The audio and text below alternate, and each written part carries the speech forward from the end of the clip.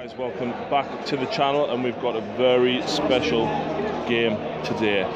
Today, the Khorne Daemonkin are making a debut against a beautiful Harlequin army that you may recognise. Today I'm playing Mr. Nigel Bartlett. You may know him from the Eldar pages, and what a game this is going to be. So as I said, the Khorne Daemonkin have relentlessly been painted over the last day, and they've been relentlessly assaulting this cold, desolate planet, and they've just about taken over as a webway portal opens in front of them, and the mask of the Shattered Mirage is poured out, ready to hunt some Khorne. So the mission today is cleanse and control. Nice straight up brawl between the demons of Khorne and the Harlequin mask. So we've got 6 objectives. Number 1, near the centre. Number 2, in the monastery at the back. Number 3, on top of this outpost. And then the remaining ones have spread along the centre. Number 4, number 5, and number 6. So it's vanguard deployment. It's going to be brutal. Let's have a quick look at the forces. Right, so as I said, the Khorne Daemonkin are out. This is a new force for me, so I'll try and get everything right. We've got down here Chaos Lord and Juggernaut, with Gore Drinker, Plasma Pistol, Sigil of Corruption, Combat Familiar, and Collar of Khorne. He's riding with 3 Blood Crushers with a Blood Reaper in there. We've got a unit of 8 Berserkers there with the Aspiring Champion Melter Bombs, and we've got a unit of 10 Chaos Marines in here, 2 Melter Guns, and the champion has Melter Bombs. This Rhino has Demonic Possession and a Storm Bolter. We've also got a Mauler Fiend with Lasher Tendrils. As part of the other combined arms, we've got a unit of 10 Bloodletters with the Sergeant upgrade in there. The other HQ choice, we have a Demon Prince. He has the armour which gives him Feel No Pain and Eternal Warrior, and he has wings. We've got a Skull Cannon. We've got another 10 Bloodletters. We've got 3 individual units of Spawn, a unit of 8 Dogs, a unit of 7 Dogs, and we've got the Soul Grinder with a Warp Sword and Phlegm Bombardment. The Warlord is the Juggerlord, and his Warlord trait is to generate an extra Blood Tide point if he slays somebody in a challenge. Now, let's have a look at Nigel's beautifully painted mask. So here we go, Nigel's beautifully painted Harlequin mask. So the Segarak's Revenge, which is a large formation allowing the re-rollable 1s on an invuln. So we've got a troop in here. The Troop Master is the Warlord here. He has a 4+ invuln and the Starmus Raiment. All of the Shadow Seers are upgraded to Mastery level 2, and all the bikes have Zephyr Glaives. In here, the Troop Master has a Storied Sword. There's a host of weapons. I'm not going to go through them all. Obviously, each one can be kitted out absolutely differently. We've got Segarak's Jest, which is the smaller formation. These guys are on foot. And we've got the 3rd Shadow Seer here. This one has the Mask of Secrets. Then we've got a Death Jester, another Death Jester, and of course we've got the Solitaire down here with Segarak's Rose and a few more bikes as well. The Voidweaver has the Prismatic Cannon on there, and every character has Haywire Grenades. I won't go through the Psychic Powers, as there's a couple of different ones, but we'll come to them as they come up. Right, so welcome back. The Hounds have scouted forward. Maybe I can bait Nigel in enough to be able to get some charges with the Spawn and tie some things up, maybe get the Bloodletters in there as well. I don't know how I'm going to play these out, but I'm going to play quite reserved. Nigel's currently going first, and I am not going to attempt to seize, so let's have a look at Harlequin's turn 1. Right, so Harlequin's turn 1, Nigel has drew Domination, Trickery and Deception, and I've nominated objective marker number 5. Right in front of me, Juggerlord. Hopefully we can draw him in, and he's drew Harness the War. Right, so in the movement phase, these Skyweavers have pulled round looking to get a charge in on these dogs. Nigel knows that they're going to be difficult with a lot of attacks coming in from them, so I think he's going to start and whittle them down. Meanwhile, Everything else is moving forward cautiously in anticipation of the charge from the horde of Khorne.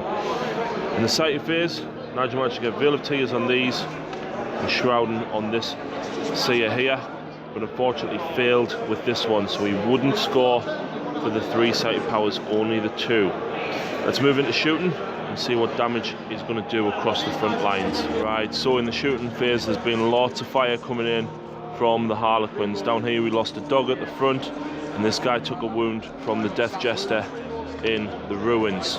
Meanwhile, everything across the front lines here, all of the shuriken fire, managed to kill 2 dogs in the centre and drop one of them to another wound.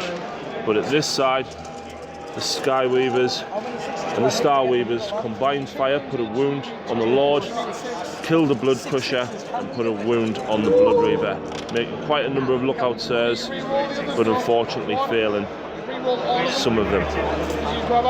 Fire over here from the prismatic cannon on the Void Weaver, managed to get a pen on the Mauler Fiend, but we managed to save it with our 5-up demon save, and we lost a single berserker from the Star Weaver over there. So Nigel has jumped the Sky Weavers here back, but down here these guys are charging in. There's going to be some nasty assaults.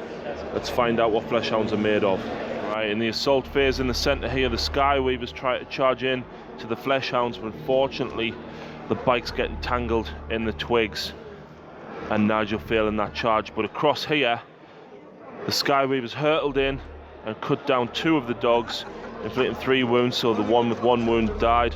We managed to do 2 wounds back, and Nigel has elected to hit and run, so we do get to consolidate from that position. However, the only points that Nigel scores is Harness the Warp for 1 point. And Nigel also scores Trickery and Deception for scoring Objective 2. He doesn't get the D3 as I still hold Objective Marker 5. That puts the score at 2-0, and he's elected to discard Domination. So it seems the card gods don't really like us. We've got Kingslayer, Domination, and we've got Hold the Line. Right, so everything's pushing forward slightly. Berserkers and the letters moving forward ever so slightly. The Demon Prince leaping up over here, waiting for some of Nigel's mask to move forward. The Marines have jumped out the Rhino. We need to get at that Warlord fast and take him out. So we're going to be shooting the melter guns with just within 12-inch range, so we won't get the melter effect on there. The Mauler Fiend, meanwhile, has an 11-inch charge to get round to it. On this side, we've left the Juggerlord where he is for the moment, just to make sure that we can hopefully get a counter charge in. We've got 1 spawn pushing forward, these 2 pushing forward, and the dogs hopefully to take out these guys here. Meanwhile, we've got the Skull Cannon and we've got the Soul Grinder, looking hopefully to pop this Void Weaver down here. The Fleshhounds on this side will hopefully take out the Sky Weaver for first blood, hopefully. Right, so there's very, very minimal shooting in this force. The 2 melter guns here managed to get a single pen through the Star Weaver, and the explosion managed to kill 3 of the troop inside, but unfortunately not the Troop Master. That Troop Master is the Warlord, so we are looking to hopefully take him out. Meanwhile, across here, the Skull Cannon and the Soul Grinder both lobbed shells over the trees and unfortunately failed to do anything. Nigel electing to use his Mirage Launcher and actually saving him on that. So that was it for the shooting phase. Let's get some assaults done. Right, so combat's not quite going the way that Khorne wants. The dogs here charged in at the Void Weaver, and despite getting 2 pens, unfortunately we only immobilised it, and Nigel passed 1 of those in runs. The 2 spawn here charged in at the bikers, and unfortunately didn't do any damage. They've hit and ran out, so both of these guys need to consolidate. Down here, despite 5 dogs charging in, couldn't take down the single Sky Weaver, and we actually took a single wound. So the only thing that we score is Hold the Line for holding these guys back here. I'm going to keep hold of Kingslayer and discard Domination. Right, so Harlequin's turn 2. Nigel has drew secure Objective 2. Kingslayer and he's got no prisoners, so I think this turn is going to be pretty brutal. Right, so over this side, the Void Weaver has came sideways, looking to get a shot in on the side armour of the Mauler Fiend down there. In the centre though, these guys have all leapt into action. The Warlord Troopmaster and the other troop, both Skyweavers, looking probably to charge into that horde of Marines in the centre and start doing some damage. Moving up the centre, the troop, as well as the third troop from the large formation, are heading straight forward. I think that guy is probably heading for that Juggerlord. There's going to be a lot of assaults and a lot of damage, I think, this turn. The Death Jester here moving back to secure objective 2. The Void Weaver here is immobilised, unfortunately, so that is going to have to remain where it is. But on this flank, the Solitaires leapt into action, looking to take out these dogs, and the lone Skyweaver that hit and ran is looking to go in there after that spawn. So it turns out that being on the receiving end of Mirror of Minds isn't a nice thing. That one, Shadowseer back there, Psychic Shriek the Demon Prince and took 2 wounds, and then Mirror of Minds. And I didn't try and stop it, as I thought I'm Leadership 9, I've got a reasonable chance of being able to dice off and beat Nigel, but unfortunately he beat me every time, and despite passing a couple of invuns, managed to bring the last 2 wounds down. He also tried to Psychic Shriek the Marines here from the Seer over that way, and unfortunately rolled a 7 for the leadership, and then tried to shroud the 6-inch bubble around herself, and unfortunately Nigel didn't get that off. So quite an eventful sight phase there with the Demon Prince being cut down. Let's see what damage he can do in the shooting phase as these 2 armies clash in the centre of the grove. So the prismatic cannon from that Void Weaver managing to get 1 hull point glance on the Mauler Fiend. Lots and lots of firepower coming in from the troops here, killing a number of Marines, the Death Jester killing 1 as well. Thankfully though, they did pass the morale check. We took loads of fire from the bikers into the Juggerlord, and we've dropped even more wounds on the Blood Reavers. But I'm expecting a painful turn of assaults from these guys here. There's going to be a lot of charges coming in. Down here we lost more Flesh Hounds. The fusion pistols doubling out 2 of them, but nothing else doing any damage. And across here we even lost another one thanks to the Death Jester as well. The amount of firepower coming across. That other Void Weaver going for the Soul Grinder, Star Weaver going for the Skull Cannon. Lots and lots of damage. But down here we lost a number of the Berserkers thanks to these Sky Weavers. It's been absolutely brutal, and I'm expecting a brutal assault phase. So as expected, the assault phase, loads of charges. The Warlord has gone in there at the Mauler Fiend. These guys have charged in at the Chaos Marines. These ones have charged in at the Warlord. These ones have charged in at the Fleshhound. Sorry, the Solitaire has charged in here at the Fleshhound. I think this guy's going in there, so loads of combats to resolve. So it turns out that you don't mess with clowns. So these guys charged in, I used the Demon Forge, and Nigel managed to, unfortunately, he did fail a few of his invuns, but he managed to re-roll the ones because of the formation. These guys charged in and smashed apart the Chaos Marines. Of course, the champion issued a challenge. These guys down here charged in and of course issued a challenge and killed me Warlord and, thanks Phil, and the Blood Crushers. These guys killed the Flesh Hounds. The spawn under here survives though, as this guy hit and ran. He did do 1 wound, and the Solitaire almost destroyed these. So what an absolute devastating turn.